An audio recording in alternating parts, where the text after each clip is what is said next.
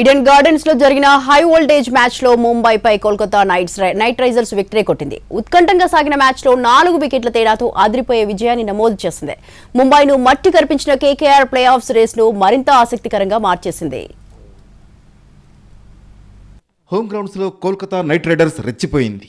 ముంబైతో జరిగిన మ్యాచ్ లో 148 పరుగుల స్వల్ప లక్ష్యాన్ని కేకేఆర్ బ్యాటర్లు స్మార్ట్ గా చేజ్ చేశారు. 4 వికెట్ల తేడాతో ఘన విజయం సాధించింది కేకేఆర్. ఫస్ట్ బ్యాటింగ్ చేసిన ముంబై ఇండియన్స్ కు ఆరంభంలోనే కోలుకోలేని దెబ్బలు తగిలాయి. పటిష్టమైన బ్యాటింగ్ లైనప్ ఉన్నప్పటికీ కోల్కతా బౌలర్లు చుక్కలు చూపించారు. నిర్ణీత 20 ఓవర్లలో ముంబై జట్టు 8 వికెట్ల నష్టానికి కేవలం 147 పరుగులు మాత్రమే చేయగలిగింది. హిట్ మ్యాన్ రోహిత్ శర్మ కాసేపు క్రీజులో నిలదొక్కునే ప్రయత్నం చేసినా పెద్ద ఇన్నింగ్స్ ఆడలేకపోయాడు. మరో ఓపెనర్ రికల్టన్ కూడా సింగిల్ డిజిట్కే పెవిలియన్ చేరడంతో పవర్ ప్లే ముగిసేలోపే ముంబై కీలక వికెట్లు కోల్పోయి ఒత్తిడిలో పడింది. మిడిల్ ఆర్డర్ కూడా ఆశించిన స్థాయిలో రాణించలేదు.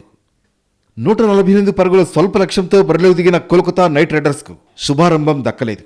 ముంబై బౌలర్లు కూడా గెలుపు కోసం తీవ్రంగా శ్రమించడంతో మ్యాచ్ ఒకంత ఉత్కంఠభరితంగా మారింది. వరుసగా వికెట్లు పడుతున్న కేకేఆర్ మిడిల్ ఆర్డర్ సంయమనంతో ఆడింది. లూజ్ బాల్స్ ను బౌండరీలకు తరలిస్తూ రన్ రేట్ తగ్గకుండా జాగ్రత్త పడ్డారు.